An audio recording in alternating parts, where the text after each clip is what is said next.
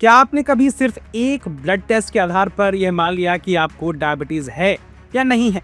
भारत में करोड़ों लोग HbA1c टेस्ट के आधार पर अपनी बीमारी की स्थिति जान रहे हैं, लेकिन अब डॉक्टर चेतावनी दे रहे हैं। यह टेस्ट हर किसी के लिए पूरी तरह भरोसेमंद नहीं हो सकता। नमस्कार, मैं देवव्रत वाजपेयी। आइए समझते हैं कि HbA1c टेस्ट को लेकर आखिर नया विवाद क्या है और इससे आपके इलाज पर क्या असर पड़ सकता है।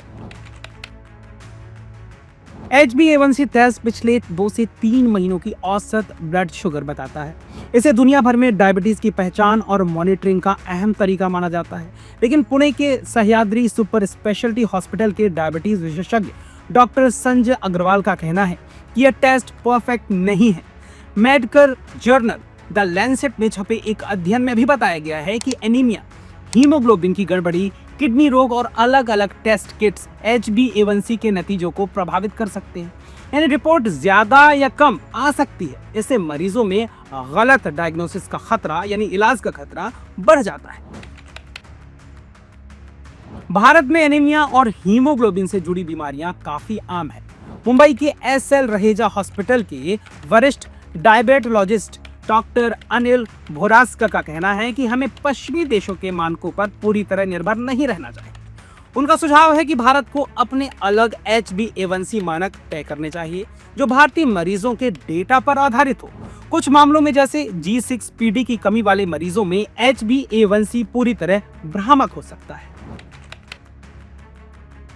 डॉक्टरों का कहना है कि डायबिटीज सिर्फ शुगर लेवल की बीमारी नहीं है, यह दिल, किडनी, नसों और आंखों तक को प्रभावित करती है। इसलिए जांच में सिर्फ HbA1c नहीं बल्कि रोजाना का blood sugar monitoring, kidney function, lipid profile, blood pressure, मोटापा और हार्ट हेल्थ को सबको ध्यान में रखकर फैसला लेना चाहिए। न्यूबर्ग डायग्नोस्टिक्स के डॉक्टर सुजय S प्रसाद का कहना है कि अब डॉक्टर सिर्फ एक HbA1c वैल्यू पर निर्भर रहने के बजाय मल्टी पैरामीटर अप्रोच अपना रहे हैं। अनुमान है कि भारत में 14 से 15 करोड़ लोग डायबिटीज या बिना पहचानी गई हाई ब्लड शुगर से जूझ रहे हैं। अगर टेस्ट गलत दिशा दिखाए तो या तो बीमारी पकड़ में नहीं आएगी या फिर मरीज को अनावश्यक दवाएं दी जा सकती हैं।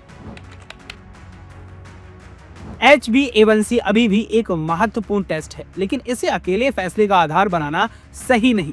डॉक्टरों का साफ संदेश है कि डायबिटीज को समझने के लिए व्यापक जांच और क्लिनिकल आकलन जरूरी है। एक नंबर पूरी कहानी नहीं बताता। तो क्या आपने भी कभी सिर्फ HbA1c रिपोर्ट के आधार पर फैसला ले लिया है?